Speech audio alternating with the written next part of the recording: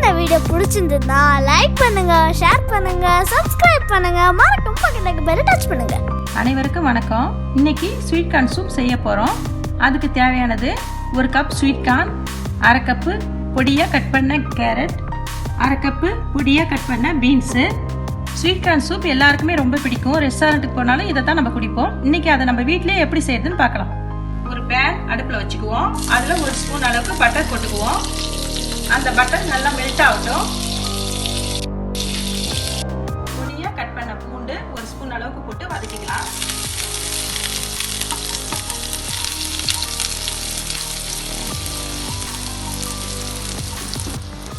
அடுத்ததாக பொடியாக கட் பண்ண சின்ன வெங்காயம் 2 ஸ்பூன் அளவுக்கு போட்டுக்கலாம். இதையும் நல்லா வதக்கிக்குவோம்.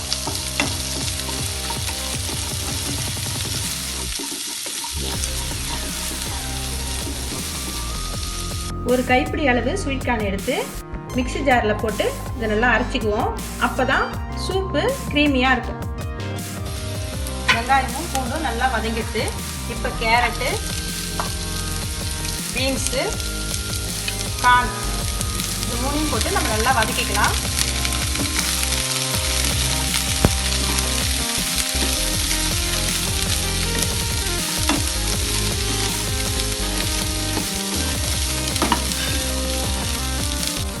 எல்லாமே நல்லா வதங்கிட்டு நீங்கள் பட்டர் தேவைப்பட்டாலும் போட்டுக்குங்க, அப்படி இல்லைன்னா எண்ணெய் வேணாலும் போட்டுக்குங்க.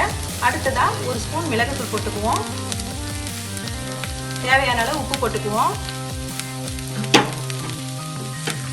நல்லா வேகிற அளவுக்கு முழுகி வேகிற அளவுக்கு தண்ணி ஊற்றிக்கலாம். இதில் அரைச்சி வச்ச ஸ்வீட் கார்ன் பேஸ்ட்டையும் இதில் போட்டுக்குவோம். இதை மூடி 1/2 மணி நேரம் நம்ம வேக வைக்கணும்.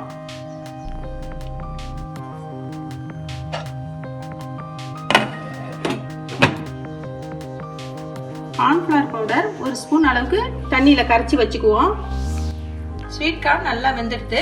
அடுத்ததாக நம்ம கரைச்சி வச்ச கார்ன்ஃப்ளவர் பவுட்ரு இதை ஊற்றிக்குவோம். இது கொஞ்சம் நல்லா வேகட்டும். அப்போ தான் அது திக்னஸ் கிடைக்கும். நீங்கள் நான்வெஜ் சாப்பிட்றவங்களா இருந்தால் 2 முட்டையை அடித்து இதில் ஊற்றிக்கிங்க. இதில் கொஞ்சம் கொத்தமல்லி போட்டுக்கலாம். ஒரு 10 நிமிஷம் வேக வச்சு நம்ம ஆஃப் பண்ணிக்குவோம். எல்லாருக்கும் ஃபேவரட்டான ஸ்வீட் கார்ன் சூப் ரெடி ஆயிடுச்சு. நீங்களும் ட்ரை பண்ணி பாருங்க. மீண்டும் சுவையான, சுலபமான, ஆரோக்கியமான சமையலோட உங்களை சந்திக்கிறேன். நன்றி, வணக்கம்.